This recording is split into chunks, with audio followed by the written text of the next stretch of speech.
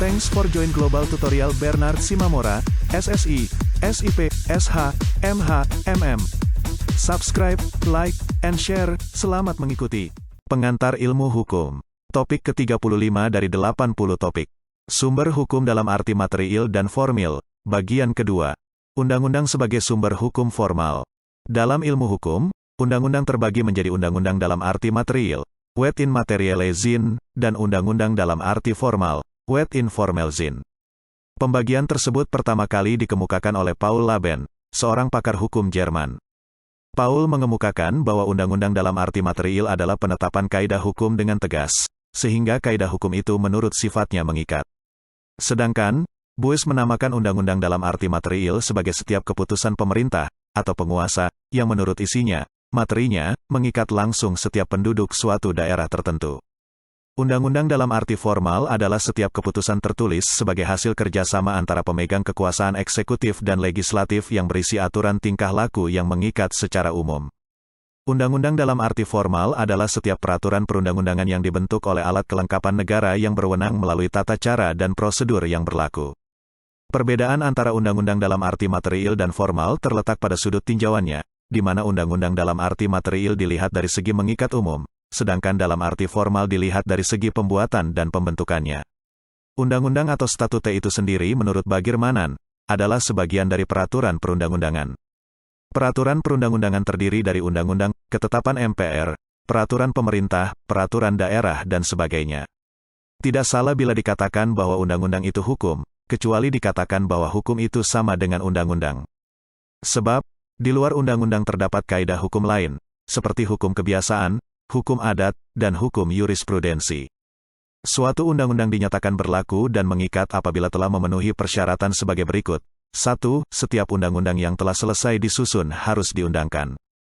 2. Pejabat yang mengundangkannya adalah Menteri Sekretaris Negara. 3. Tempat mengundangkannya adalah dalam lembaran negara. 4. Mulai berlaku dan mengikatnya suatu undang-undang biasanya disebutkan dalam undang-undang tersebut.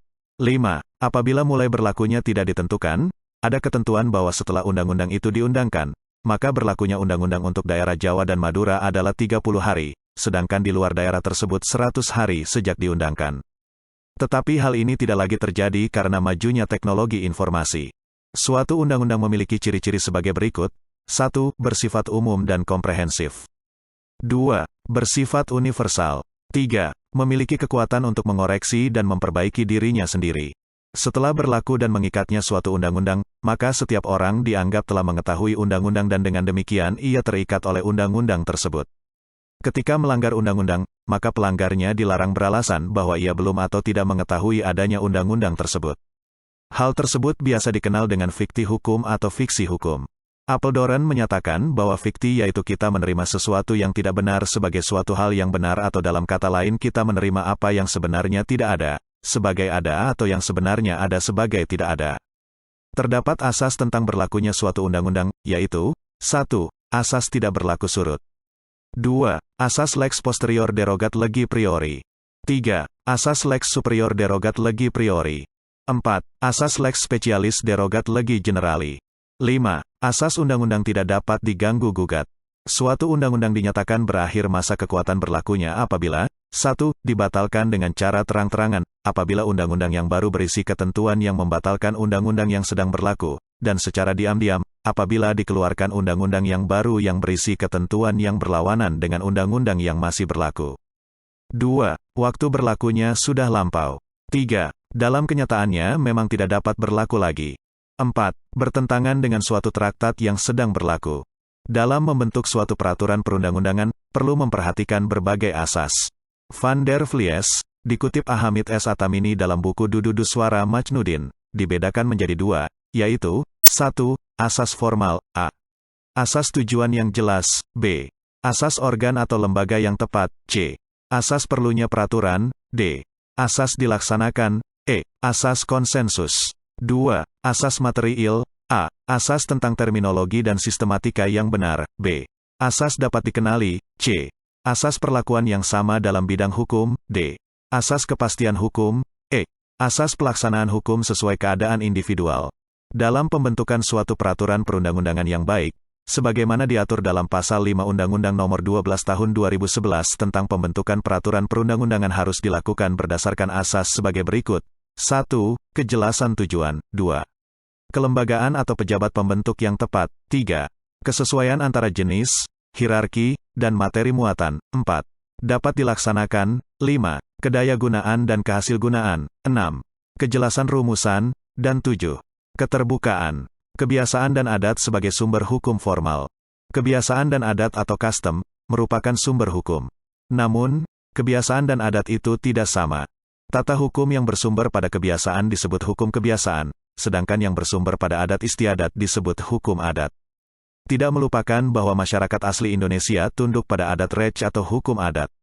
Terdapat perbedaan pula antara hukum kebiasaan dan hukum adat, sebagai berikut. 1. Hukum adat. Hukum adat adalah bagian dari tata hukum Indonesia yang berasal dari adat istiadat. Adat istiadat adalah himpunan kaidah-kaidah sosial yang sejak lama ada, telah merupakan tradisi dalam masyarakat, dan bermaksud mengatur tata tertib masyarakat. Secara substantif, konsep hukum adat adalah sinonim dengan konsep hukum kebiasaan, customary law, sedangkan secara objektif, Supomo mendefinisikan hukum adat sebagai hukum non-statutair yang sebagian besar adalah hukum kebiasaan dan sebagian kecil hukum Islam. Dalam bukunya, Supomo memberikan pengertian bahwa hukum adat berurat berakar pada kebudayaan tradisional. Hukum adat adalah suatu hukum yang hidup, karena ia menjelmakan perasaan hukum yang nyata dari rakyat. Hukum adat terus-menerus dalam keadaan tumbuh dan berkembang seperti hidup sendiri. Tidak semua kaidah adat istiadat merupakan hukum, yaitu hukum positif. Van Vollenhoven mengemukakan bahwa selain adat yang bersangsi, hukum adat, terdapat adat yang tidak bersangsi. Untuk melihat adat yang bersangsi atau tidak bersangsi yaitu dari keputusan-keputusan penguasa adat. Sanksinya adalah reaksi masyarakat terhadap perbuatan itu. Hal ini merupakan anggapan terhar yang disebut dengan teori keputusan. Menurut teori ini, hukum adat itu dengan mengabaikan bagian-bagiannya yang tertulis yang terdiri dari peraturan-peraturan desa, surat-surat perintah raja, adalah keseluruhan peraturan yang menjelma dalam keputusan para fungsionaris hukum yang mempunyai wibawa serta pengaruh dan yang dalam pelaksanaannya berlaku serta-merta, spontan, dan dipatuhi dengan sepenuh hati.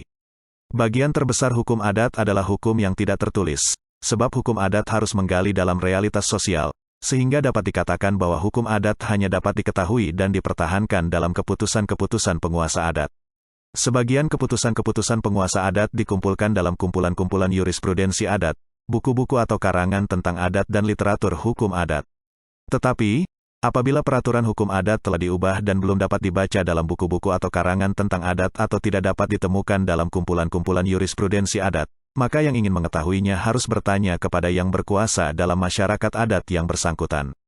2. Hukum kebiasaan. Keberadaan kebiasaan sering dikaitkan dengan masyarakat primitif. Hal tersebut tercermin dari penggambaran yang dilakukan oleh Patton dalam pembahasannya tentang asal-usul dan batasan dari kebiasaan. Kebiasaan menjadi sumber kaidah. Hukum kebiasaan merupakan himpunan kaidah-kaidah yang meskipun tidak ditentukan oleh badan-badan perundang-undangan dalam realitasnya ditaati juga, karena orang sanggup menerima kaidah-kaidah tersebut sebagai hukum dan sejauh ini telah dipertahankan oleh masyarakat. Sebagai sumber hukum, kebiasaan memiliki fungsi yang tidak berbeda dengan peraturan perundang-undangan, yaitu menimbulkan kewajiban hukum bagi setiap subjek hukum. Kebiasaan merupakan kaidah hukum yang bersifat abstrak, umum, seperti kaidah dalam peraturan perundang-undangan. Scholten berpandangan bahwa barang siapa mendasarkan diri pada hukum kebiasaan, maka ia mendasarkan diri pada fakta. Apabila fakta itu dibantah, maka fakta itu harus dibuktikan. Apabila faktanya sudah pasti, maka kesimpulannya apakah dalam fakta tersebut ada hukum kebiasaan adalah kesimpulan dari hakim.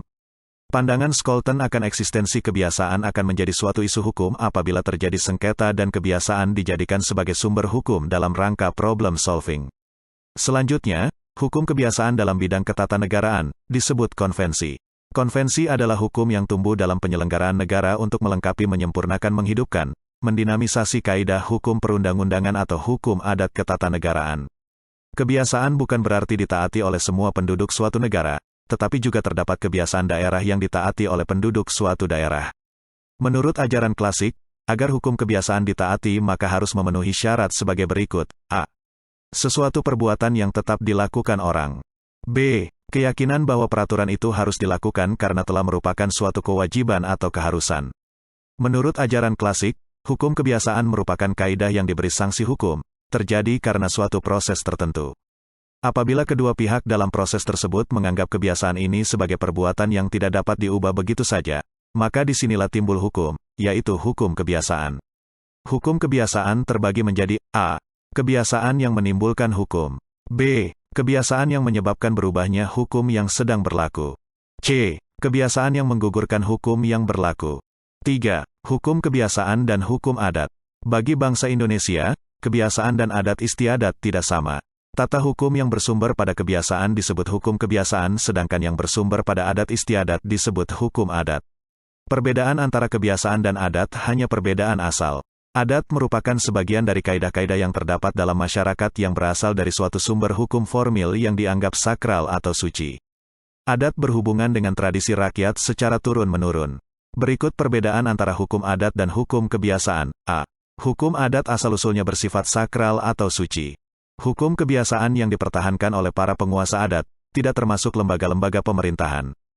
B. Hukum adat sebagian besar terdiri atas kaidah-kaidah yang tidak tertulis. Itulah materi topik ke-35 pengantar ilmu hukum. Channel ini akan sangat membantu masyarakat umum dan para mahasiswa di perguruan tinggi manapun di Indonesia. Subscribe dan like, agar Anda mendapatkan update tutorial lainnya.